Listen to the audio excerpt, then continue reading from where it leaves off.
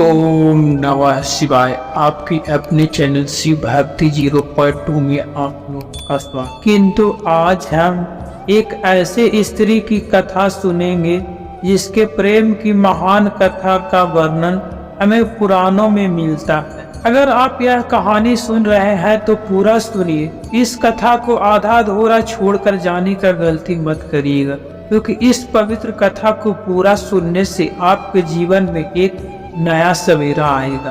तो चलिए कथा को प्रारंभ कर। एक ऐसी भी स्त्री थी जो अपने प्रेम को पाने के लिए स्वयं को शरीर का अग्निदाह करते हुए प्राणों की आहुति दिया था। कथा परम सुंदरी महर्षि भारद्वाज की कन्या श्वेतावती का है। एक समय की बात है, ऋषि भारद्वाज की कन्या श्वेतावती अद्भुत सुंदर गुणवान तथा सभी शास्त्रों की ज्ञाता था। उस समय उसके समय पूरे संसार में अन्य कोई भी स्त्री रूपवान नहीं था। उनके समान रूपवान कन्या मनुष्य तो क्या, गंधर्व, नागलोक, पाताल लोक एवं देवताओं में भी दुर्लभ था। इसीलिए उसे पत्नी रूप में पाने की अनेक महर्षियों राजाओं ने इच्छा किया था। अपने पिता के साथ रहकर श्वेतावती सभी शास्त्रों का अध्ययन किया था तथा वह विधि पूर्वक नियमों का पालन करती थी। फिर एक दिन महर्षि भारद्वाज ने जब अपनी कन्या से विवाह के संबंध में पूछा और उनकी राय लेना चाहा, तब उन्हें यह जानकर बहुत आश्चर्य हुआ कि उनकी पुत्री देवराज इंद्र को पति बनाना चाहती है। तब ऋषि ने कहा, हे पुत्री, मैं तुम्हारा पिता हूँ, इसीलिए तुम्हारे हित अहित का निर्णायक हूँ। हे सुबे, मैं तेरी इच्छा के विरुद्ध कभी प्रयत्न नहीं करूँगा। एक नारी को उचित है कि वह जिससे प्रेम करती हो उसी का वरण कर ले तथा सदा के लिए उसी की होकर रहे। तुमने स्वयं के लिए सुयोग पति का वर्णन किया है। तुम महेंद्र को प्राप्त करने के लिए तपस्या कर लो। केवल तप के द्वारा ही कोई भी वस्तु आप प्राप्त नहीं है। ये प्रिय, सदा ही तेरा मंगल हो। ऐसा कहते हुए महर्षि ने अपनी कन्या को उपदेश दिया। तब वह कन्या श्वेतावती अपने पिता के आश्रम को छोड़कर सुमेरु पर्वत के घोर अरण्य में प्रवेश कर गई और अपने पिता के कहे अनुसार अनेक कठोर व्रत एवं उपवास करते हुए वे देवराज इंद्र की आराधना करने लगे। बहुत दिन बीत गए। वहीं दूसरी ओर तपस्या भी उग्र से उग्र होता गया।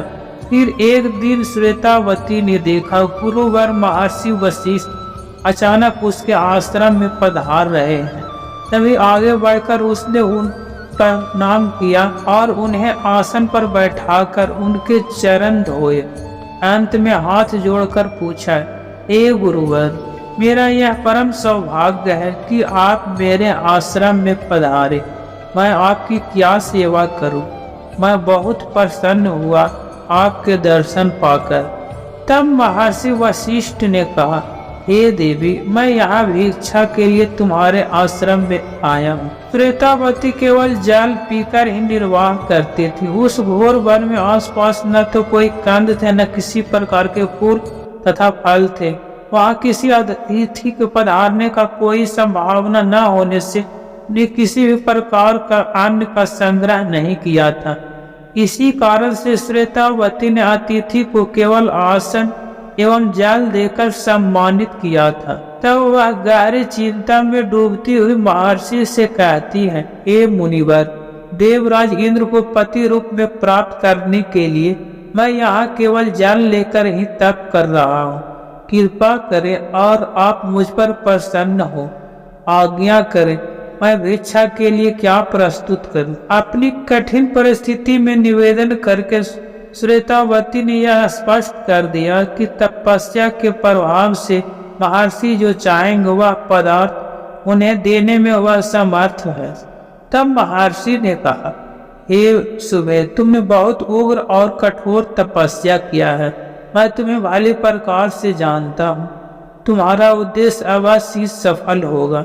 हे तपस्विनी, तपस्या के ही द्वारा मनुष्य सब कुछ प्राप्त कर सकता है। तुम चिंता न करो, मैं ये 5 बेर के साथ ले आया हूँ। तुम इनको यहीं अच्छे प्रकार से पकाकर मुझे दे दो, तब तक मैं यहीं बैठकर ध्यान करता हूँ। और महर्षि ने वह 5 बेर श्वेतावती को दे दी। उस समय श्वेतावती ने समझा कि ऋषि वृद्ध होने से बैरों को ऐसे ही खा लेने में असमर्थ है और उसे ले लिया। श्वेतावती ने स्नान करके स्थान लीपकर और कुछ पत्थरों के टुकड़े एक साथ रखकर चूल्हा बनाया और एक अपने जल ढकने के धातु पात्र में उन बेरों को डालकर थोड़े से जल के साथ चूल्हे पर चढ़ा दिया और अग्नि प्रज्वलित किया। उस चूल्हे के धुएं से नेत्र लाल हो गए, शरीर भी पसीने से लथपथ हो गया, किंतु पात्र का जल थोड़ा सा भी गर्म नहीं। प्रातः काल के पहले बैठे बैठे संध्या होने को आया तथा आश्रम में जितनी भी सूखी लकड़ियां था वह भी समाप्त हो गया। समिधा काष्ठ के पात्र तथा और भी जो काष्ठ के उपकरण मिले वे सभी चूल्हे की भेंट हो गए, लेकिन वे ज्यों को त्यों पड़े ही थे।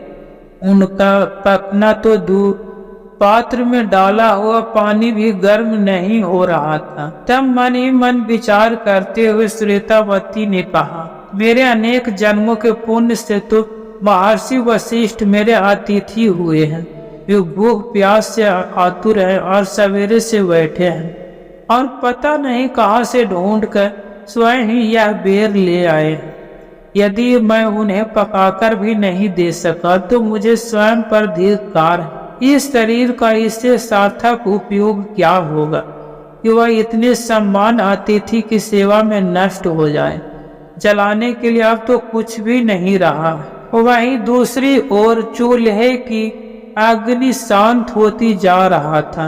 अब तो सूर्यास्त होने ही वाला था और श्वेतावती के पास वन में जाकर लकड़ियां संचय करने का भी समय नहीं था। तब उसने एक कठोर निश्चय किया और अपने दोनों सुकुमार पैर ही चूल्हे में डाल दिया। तभी विनय भाव से श्वेतावती ने कहा, हे देव, आपके बेर पक गए हैं, आप इन्हें ग्रहण करने की कृपा करें। मैंने मेरी तपस्या के प्रभाव से इन्हें तैयार किया है। श्वेतावती ने चूल्हे के पास से ही पुकारा। अब वह उठने में असमर्थ था, क्योंकि उसके दोनों पैर घुटने से ऊपर तक चूल्हे की अग्नि में जलकर भस्म हो चुके थे। उसी समय बेर रखे हुए पात्र को उसने चूल्हे से नीचे उतार लिया था और बेर की गुठलियों को निकालकर फेंक दिया। अग्नि के स्तंभन का संकल्प भी तपस्विनी के जलते हुए पैरों के तेज पर विफल हो गया। बेर तो क्या, इस अग्नि में पत्थर होते तो वे भी पक गए होते। अपने प्रिय श्वेतावती की हालत को देखकर महर्षि की आंखों में पानी भर आया। वे उसे साष्टांग नमस्कार करते हुए उसके पास जाकर बैठ गए और वे अपने असली रूप का दर्शन देते हुए कहते हैं, हे देवी, मैं ही तुम्हारा इंद्र हूँ। तुम्हारी तपस्या, त्याग तथा मेरे प्रति अनुराग से आकर्षित होकर वशिष्ठ के वेश में मैं ही आया था। अतिथि के लिए अपने शरीर की आहुति कर देना तथा शरीर के जलते रहने पर भी प्रसन्न एवं श्रद्धान्वित रहना, यह तुम्हारा ही कार्य है। तुम अवश्य ही मुझे प्राप्त करोगी। श्वेतावती ने देखा कि दिव्य मणिमय मुकुट कुंडलाभ से आभूषित वज्रधर इंद्र उसके सम्मुख उपस्थित हैं। हर्षोल्लास अति प्रसन्नता के साथ श्वेतावती की भी आंखें भर आई। तभी इस प्रसन्नता पूर्वक क्षण में श्वेतावती ने देवराज इंद्र के हाथों में ही अपने प्राणों को त्याग दिया, क्योंकि उसका मनुष्य शरीर अब पूरी तरह से जल चुका था। पौराणिक कथाओं के अनुसार पुनः श्वेतावती दैत्यराज पुलोमा के यहाँ उत्पन्न हुए और महेंद्र ने सची के रूप में उन्हें अपनी अर्धांगिनी बनाया था। आज भी श्वेतावती का वह आश्रम भद्रपाचल तीर्थ के नाम से प्रख्यात हुआ है। महेंद्र अर्थात देवराज इंद्र ने उस स्थान के संबंध में कहा है कि जो पुरुष निष्ठा पूर्वक एक रात्रि भी यहाँ निवास करके और इस तीर्थ में स्नान करेगा, वह शरीर त्याग के अनंत तक अर्थात मृत्यु के बाद देवलोक को प्राप्त करेगा। इतना कहकर भगवान शिव इस कथा को यहीं समाप्त करते हैं। इस वीडियो को बोलते समय कोई त्रुटि हो तो मैं क्षमा चाहता हूँ। उम्मीद है आप सभी को यह वीडियो अच्छा लगा होगा। यदि आप शिव के सच्चे भक्त हैं तो चैनल को सब्सक्राइब और वीडियो को लाइक करके कमेंट में हर हर महादेव लिख दीजिए।